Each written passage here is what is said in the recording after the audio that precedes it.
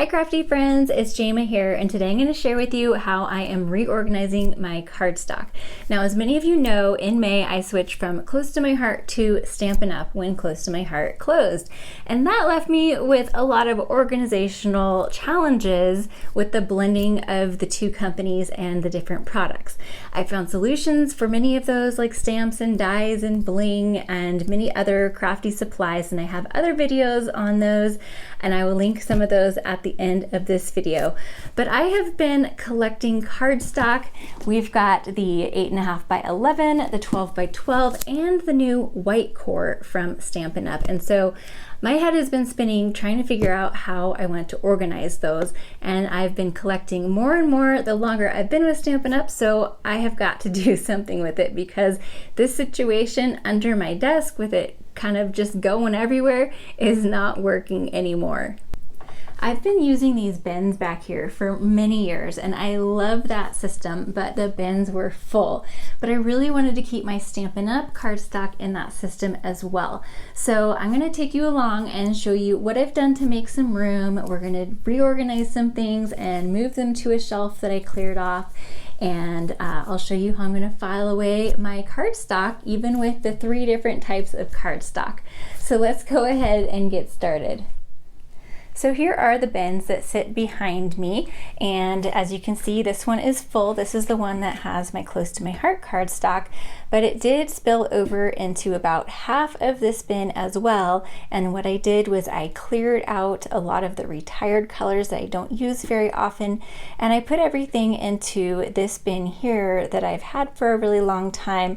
It's kind of overflowing too, but I'm going to shove that way under my desk so it's still accessible but not taking up my valuable real estate behind me.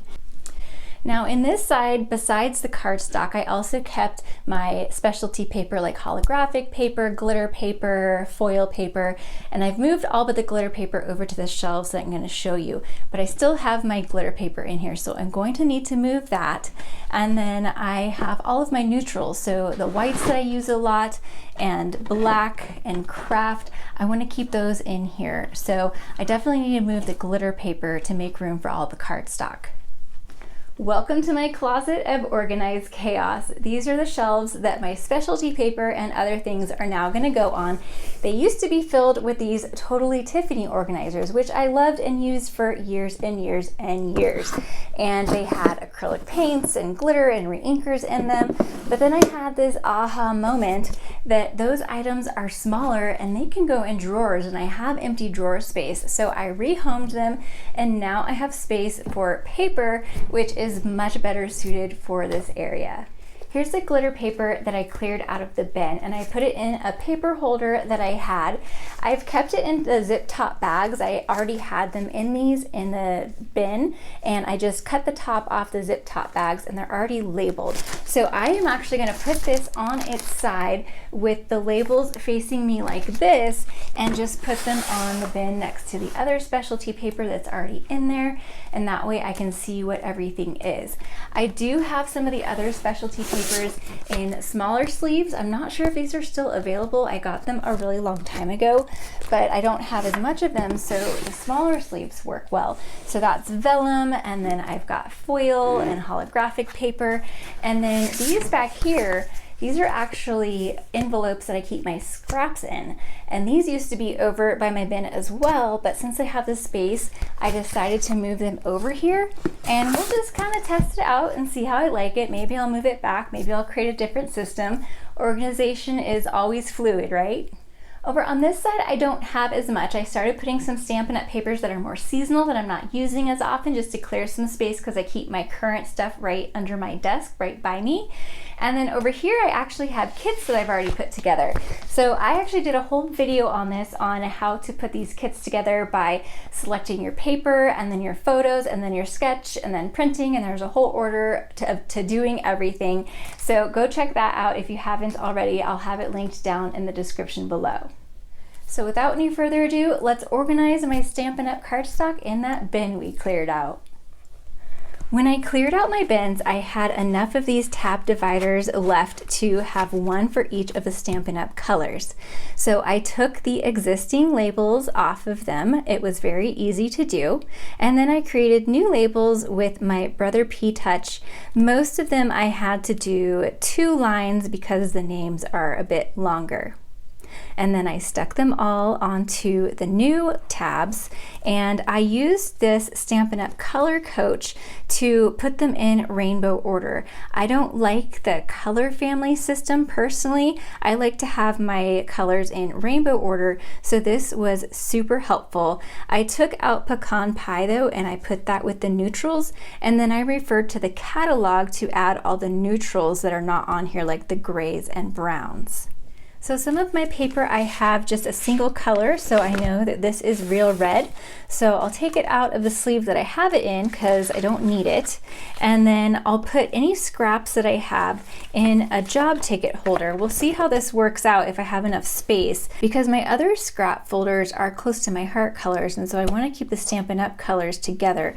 So I'm going to keep this right in front of the full pieces. I'm not going to keep this little backer thing. I don't need that anymore. And then this is ready to put into my bin. Now this is the white core cardstock. These scraps are actually pieces of 8.5 by 11 of the regular thick cardstock that I have left. I went through the whole 8.5 by 11 pack at Christmas time, so I just threw the scraps in here. So what I decided to do is keep the scraps, and then I'll have the 8.5 by 11, and then I'll have the two-tone, and then I'll have the thick regular 12 by 12 behind that. So all 3 types of cardstock in the same color are gonna go behind the same tab, because I'll be able to tell them apart. Obviously they're different sizes, and then the two-tone is thinner and it has a white core, and it's slightly just a little bit different color, and then we'll put the thick cardstock behind it, and then all 3 types are going to be in one spot. So for my color family packs, I'll refer to the catalog because I'm not super familiar with the colors on their own yet. So starting on page 135 of the annual catalog, we've got the subtles and the brights and the regals and the neutrals, and then the 2 in colors. So I just unwrapped my neutrals pack. So I'll go ahead and take my catalog over to my bin, and I'll file these away into the correct tab according to the catalog. I'm one of those people who overthinks everything. How many of you out there do the same thing? So that's why it took me so long to figure out this solution. I thought I was gonna want my 8.5 by 11 separate. And I do have some 8.5 by 11 separate, and I'm gonna show you that in a little bit.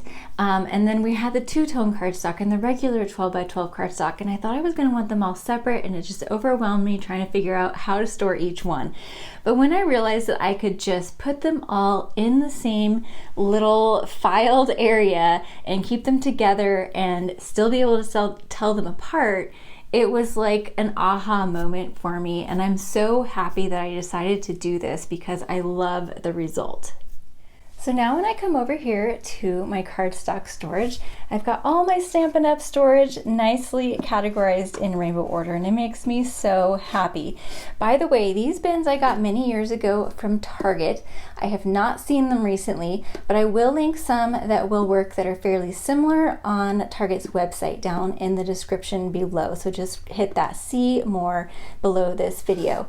And then these little tabs are from Totally Tiffany. They are great, and I got them on Amazon, and they are still available. I did shave off, I trimmed off with my trimmer about 1/16 of an inch from each one, just so they would move a little bit more freely in here. So it was quite a bit of work, but well worth it so that everything can move better. So as you can see, I've got the tabs. So here's Cherry Cobbler, and then at the front, I've got my little sleeve with the scraps, and then I've got my 8.5 by 11, and then for Cherry Cobbler I don't have the two-tone cardstock, so here is the regular 12 by 12 cardstock. And then for Real Red I have more of that because it came in two-tone. I've got the scraps, and then I've got the 8.5 by 11, and so you can see the 8.5 by 11, just like the regular 12 by 12, you cannot see the white core here at all. So this is the white core, and I decided to actually put that right behind the 8.5 by 11 because I can easily see the white core right away, and I think I'm going to be reaching for that 12 by 12 more often.